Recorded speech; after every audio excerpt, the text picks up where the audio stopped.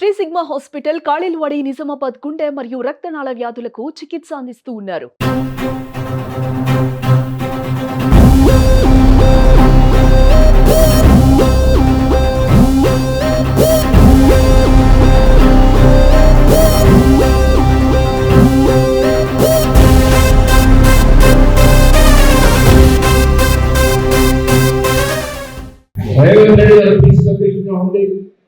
రాష్ట్రంలో కాంగ్రెస్ ప్రభుత్వం తర్వాత వారు ముఖ్యమంత్రిగా కొంతమంది మంత్రులుగా గత 2 సంవత్సరాలుగా మనం ఇస్తున్నటువంటి అభివృద్ధి సంక్షేమం ఏ ఇతర రాష్ట్రంలో లేదు. నేను వాస్తవం చెప్తా ఉన్నాను. 10 జిల్లాలు దొడ్డు సంక్షేమం లేదక్కడ. మనం ఇయ్యగా నాణ్యమైనటువంటి సన్నబియ్యం ఇస్తాం. చెడ్డి గారు బియ్యం తింటారో ఏం తింటారో వీళ్ళ ప్రజలు అదే బియ్యం తింటా ఉన్నాం. దానికి కారణం కాంగ్రెస్ పార్టీ పేదల కమిట్మెంట్, అంకిత భావం. రేవంత్ రెడ్డి నేతృత్వంలో మహిళలకు ఇంత బస్సు కానీ ఇందిరా మహిళలు 10 ఏళ్ళు కళ్ళు ఖాయంగా విధంగా చూస్తారు. ఇల్లు రాలేదు. కాంగ్రెస్ పార్టీ అధికారంలోకి వచ్చిందే నడుగుగా మిగిలిన ప్రతి పేదవాడికి ఇస్తా ఉన్నాం. రేవంత్ రెడ్డి గారి ప్రభుత్వం ఆలోచన ఇల్లు లేని పేదవాళ్ళు ఏ గ్రామంలో ఉండకూడదు. 2వ ప్లేస్ కార్యక్రమాన్ని పెడతా ఉన్నాం. సంపూర్ణంగా పేదవాళ్ళకి చూపించే కార్యక్రమం ఉంటుంది. రేషన్ కార్డు పేదవాడి జీవితంలో కూడా రేషన్ కార్డు ఉంటే మరణించే జీవితం అంతా రేషన్ కార్డు ముడబడి ఉండదు. అలాంటి రేషన్ కార్డు ఏ పేదవాడిగా వాళ్ళు ఉండే కార్యక్రమాన్ని కాంగ్రెస్ పార్టీ అభివృద్ధి ఇంటిగ్రేటెడ్ స్కూల్ ఇస్తా ఉన్నాం. అలాంటి కొన్ని ప్రైవేట్ ఆసుపత్రులకి వాటి అభివృద్ధికి పరిమితమైన టీఆర్ఎస్ పార్టీ కొన్ని ప్రైవేట్ సెక్టర్లో ఆసుపత్రులు సరైన తప్ప ప్రభుత్వ ఆసుపత్రులు న్యాయం జరగలేదు. నేను ప్రైమరీ హెల్త్ సెంటర్ మొదలుకొని నిమ్స్ వరకు ఉస్మానియా వరకు పరిపూర్ణంగా ప్రచారం చేసి బలోపేతం చేస్తాము. విద్య వైద్యానికి ఈ ప్రభుత్వం ఇస్తున్న ప్రోత్సాహకారం ఇంటిగ్రేటెడ్ స్కూల్స్ మీద ప్రతి నియోజకవర్గంలో 200 కోట్లు పెట్టి ఇంటిగ్రేటెడ్ స్కూల్ ఇచ్చే కార్యక్రమం చేపడతాము. సర్పంచ్ ఎన్నికల్లో ప్రజలు కాంగ్రెస్ పార్టీకి పట్టం కట్టారంటే మనం ఇస్తున్న సంక్షేమం పరిపూర్ణంగా ప్రజలకు ఎదుగుతా ఉంది, అది అర్థమవుతా ఉంది. కాంగ్రెస్ పార్టీ పేదల పక్షపాతి పార్టీగా ఈ ప్రభుత్వం పనిచేస్తుంది. కాబట్టి నబీర్ గారు చెప్పినట్టుగా 83% గెలుస్తామంటే ఆశామాషి సర్పంచ్ మాట చెప్తా. రాజకీయ జీవితంలో సర్పంచ్ అనేది మునాయి రాదు. ఈ రాజకీయ జీవితానికి సర్పంచ్ పదవి పునాయి రాదు. మీరు ఎంత చక్కగా చేసుకుంటే అంత గొప్ప నాయకుడు కాగలుగుతారు. రాణించడం కూడా ఆశామాషి కాదు. సర్పంచ్ పదవిలో రాణించడం కూడా ఆశామాషి కాదు.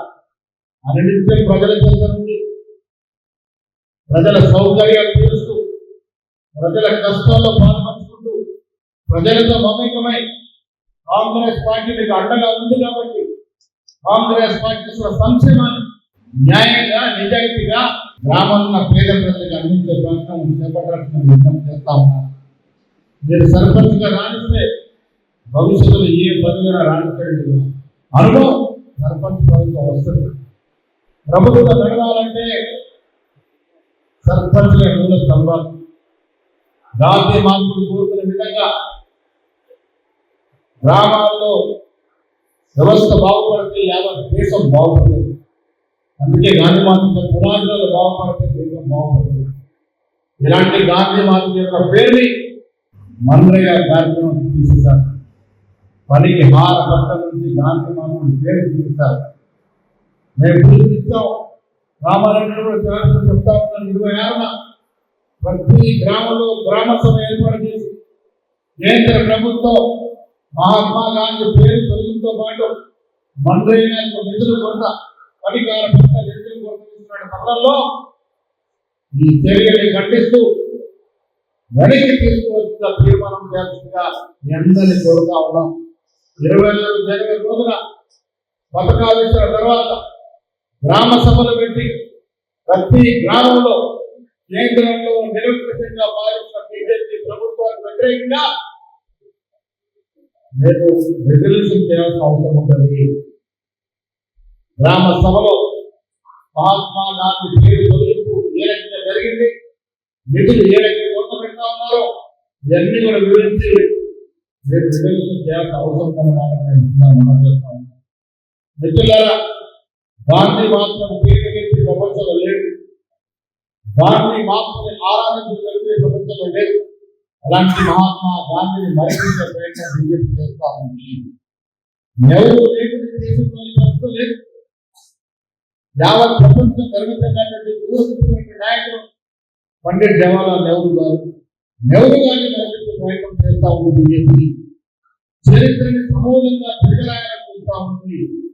రాజ్యాంగాన్ని మార్చుకొని వారికి అనుకూలంగా రాసుకోవాలనే ప్రయత్నం చేస్తా ఉంది. ఇది సమాజానికి విఘాతం కలుగుతుందనే మాట మనం చేస్తా ఉన్నాం. మిత్రుల 2014లో మోడీ గారు శ్రీరామచంద్రుడు అధికారంలోకి వచ్చారు. నేను ముందు చూస్తా ఉన్నాను, చాలా మంది మహిళలు పెద్దలు యువకులు పొట్టు పెట్టుకుంటున్నారు. నేను కూడా రోజు పొట్టు పెట్టుకుంటాను. రోజు పూజ చేసి బయటకు రాను. దేవుడిని గౌరవించడం లేదు, దేవుడిని రాజకీయాలకు వాడుకోవడం లేదు. ఇలా బీజేపీ చేస్తుంది ఏమిటి? 12 సంవత్సరాలు పాలించిన తర్వాత నేను ఈ పేద మహిళకి కార్యక్రమం చేశాను. ఈ పేద యువకులకు ఉద్యోగం ఇచ్చాను. ఈ గుడిసె నాయకుడు ఫలానా కార్యక్రమం చేశాను. ఓటర్కి ధైర్యము లేదు. ఇవాళ కూడా శ్రీరామచంద్రుడు పేరుతో ఓట్లు ఉంటా ఉన్నాను. నేను హైదరాబాద్ ప్రశ్నించాను. కొన్ని వేల ఏళ్ల కిందట మనకు దశ శ్రీరామచంద్రుడికి బీజేపీ పార్టీ ఏం సంబంధము? బీజేపీ పార్టీలో శ్రీరామచంద్రుడికి ఇక్కడ సంబంధం ఉందా? ఎందుకు మీరు శ్రీరామచంద్రుడిని ప్రేరేపించుకొని ఓటు అడుగుతా ఉన్నారో ఒక్కసారి స్పష్టతగా ఆలోచించాలని మాట చెప్తా ఉన్నాను. మిత్రులు, మనకు కావాల్సింది ఏంటి? మన జీవితాలు బాగుపడాలి, మన పిల్లల భవిష్యత్తు బాగుపడాలి, చదువుకున్న పిల్లలకు ఉద్యోగం రావాలి, పిల్లలు సుఖ సంతోషమైన జీవితం గడపాలి. దాని గురించి మాట్లాడాలి. ఓటు వచ్చిందంటే హిందూ ముస్లిం మధ్య తెల్లాక పెడతాం. ఎవరికి నష్టం చేస్తున్నది? నేను ఎవరైనా దేవుని పూజించి అడ్డుపడ్డామా? శంకర్ కానీ నేను కానీ రాజరెడ్డి గారి భక్తులకు కామా, హిందువులకు కామా? ఎప్పుడైనా దేవుడి పేరు ఓటు అడిగినమా? అడిగే దుస్థితి రాజు సమానంగా మాట కూడా ఈ విధంగా మనం చెప్తాం. అరవింద్ గారు మా నిజామాబాద్లో నువ్వు ఈ పార్లమెంట్ లో 10,000 ఓట్లు తీసుకుంటే దేనికైనా సిద్ధమైన మాట చెప్తా ఉన్నాను. ప్రభుత్వం లేస్తే శ్రీరామచంద్రుడు కావాలి, ఆంజనేయుడు కావాలి. అది తప్ప ప్రజల కష్ట సుఖాల్లో మీరు దృష్టి పెట్టి ఆలోచనే లేదు. అవసరం వచ్చినప్పుడుగా దేవుని రాజకీయాలకు లాగి ఓట్లు కనుక్కోవడం తప్ప 7 ఏళ్ళుగా పార్లమెంట్ సభ్యుడిగా ఉన్నాం. ఏం తెచ్చాము జిల్లాకి? మళ్ళీ ఏం ముఖం పెట్టుకోవాలని అడుగుతా ఉన్నాం. ఈ జవాబు చెప్పాల్సిన అవసరం మాట చెప్తా ఉన్నాం. ఒక అరవింద కాదు, ప్రతి బీజేపీ నాయకుడు ఓట్లు రావాలంటే జై శ్రీరామ్, మా గణరాగా జై శ్రీరామ. మేము శివభక్తులం కాదా? రాజకీయానికి దేవుళ్ళకి సంబంధం. అందరం కూడా హిందూ మతాన్ని పూజిస్తాం, దేవుళ్ళని పూజిస్తాం, గౌరవించుకుంటాం. తప్పు లేదు, గౌరవించుకోవాలి. దేవుడి పేరు రాజకీయాలు చేసే వాళ్ళని మాత్రం ఉపేక్షించకూడదని మాట సందర్భంగా మనం చేస్తా ఉన్నాం. అలాంటి వాళ్ళు ఉపేక్షిస్తే దేశం ముందుకు పోదు, మన పిల్లల భవిష్యత్తు బాగుపడదు, పిల్లలకు ఉద్యోగాలు రావు. కులాలను మతాల పైన ఒప్పుకుంటా ఉంటే పాశ్చాత్య దేశాలు చూస్తా ఉన్నాం. అలాంటి పరిస్థితి మనకు వస్తుంది. అలా రాకుండా ఉండాలంటే విజ్ఞతతో వ్యవహరించాల్సిన అవసరం ఉన్నది. సర్పంచులు మీ గ్రామంలో ఈ మాట ధైర్యంగా చెప్పండి. ఎవరు దేవుడు వారు పూజించుకున్నారు, ముందు దేశంలో పూజించుకున్నారు కూడా. రాజకీయాలతో దేవుడు మూడుకుంటే మాత్రం ఊరుకునే లేదనమాట. ఖండితంగా సర్పంచులు గ్రామాలకు ఉపవాసం అవుతుందని మనం చేస్తా ఉన్నారు. ఏం పని చేస్తారో చెప్పుకుంటాడు కానీ ఏం పని చేశారో చూపించుకుంటాడు కానీ అది రాజకీయ విశ్లేషణ. కానీ వాళ్ళ ఆ దాట కాకుండా ఇలాగ మతాల పేరిట ఉన్న వ్యక్తులకి గుణపాఠం చెప్పాల్సిన అవసరం అన్నమాట కూడా నేను మనం చేస్తా ఉన్నాను. మిత్రులారా, తెలుసుకునే అవకాశం ఉంది కదా. మరొక అభివృద్ధిగా ఉన్నారు సీనియర్ నాయకులు పెద్దిరెడ్డి గారు, శంకర్ గారు, రామల రాష్ట్రం గారు, వెంకయ్యరెడ్డి గారు, చాలా మంది సీనియర్లు ఈ పార్లమెంట్ లో ఉన్నారు. వారందరి యొక్క సహకారంతో ఫిబ్రవరిలో జరిగే మున్సిపల్ ఎన్నికల్లో కామారెడ్డితో సహా మిగతా 7 మున్సిపాలిటీ కూడా కాంగ్రెస్ జెండాని నిలబెడతాము. ఎందుకు ఈ ధీమా? ప్రజల్లో ఉన్నాం కాబట్టి, ప్రజలకు సంక్షేమం ఇస్తా ఉన్నాం కాబట్టి, ప్రజలకు అభివృద్ధి ఇస్తా ఉన్నాం కాబట్టి, ధైర్యంగా చెప్పింది చేసి చూపుతున్నాం కాబట్టి, చేయలేకుంటే మళ్ళీ చేస్తామనే విశ్వాసం కలగలేదు కాబట్టి ధైర్యంగా ఓట్లుంటాం, ధైర్యంగా గెలుస్తాం. మెజారిటీ మున్సిపాలిటీ రాష్ట్రంలో కాంగ్రెస్ పార్టీ కైవసం చేసుకుంటుంది. తద్వారా పట్టణాల్లో జరగాల్సిన అభివృద్ధి కాంగ్రెస్ పార్టీ కూడా సాధ్యమవుతున్న మాట ప్రజలు విశ్వసనీయంగా ముందుకు పోతామని మాట్లాడుతూ ఉన్నాం.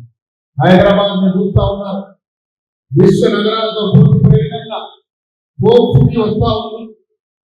గ్లోబల్ సమ్మిట్ జరుగుతున్న రేవంత్ రెడ్డి గారి నాయకత్వంలో 5,70,000 కోట్ల రూపాయల పెట్టుబడులు వస్తున్నాయంటే ఈ రాష్ట్రం ఏ విధంగా అభివృద్ధి చెందుతా ఉందో ఒక్కసారి అర్థం చేసుకోవాల్సిందని నేను చేస్తా ఉన్నాను. ప్రజల అభివృద్ధి, ప్రజల సంక్షేమ ధ్యేయంగా కాంగ్రెస్ పార్టీ కార్యక్రమాలు చేసుకుంటా పోతుంది. 10 ఏళ్ల బీఆర్ఎస్ 50,000 ఉద్యోగాలు కూడా 2 సంవత్సరాలు 85,000 ఉద్యోగాలు ఇచ్చాం. మేమన్న మాట 2 లక్షల ఉద్యోగాలు ఇచ్చి తీర్థమన్న మాట కూడా ఈ సందర్భంగా నేను గట్టిగా చెప్తా ఉన్నాం. తెలంగాణ కోరిక ఎందుకోసం మన ఉద్యోగాలు మనకు రావాలని ఆ దశగా కాంగ్రెస్ ప్రభుత్వం ఉద్యోగాలు తీర్థమనే మాట కూడా ఈ సందర్భంగా మనం చేస్తా ఉన్నాం. రాష్ట్రంలో చదువుకునే విద్యార్థులను ప్రోత్సహిస్తా ఉన్నాం.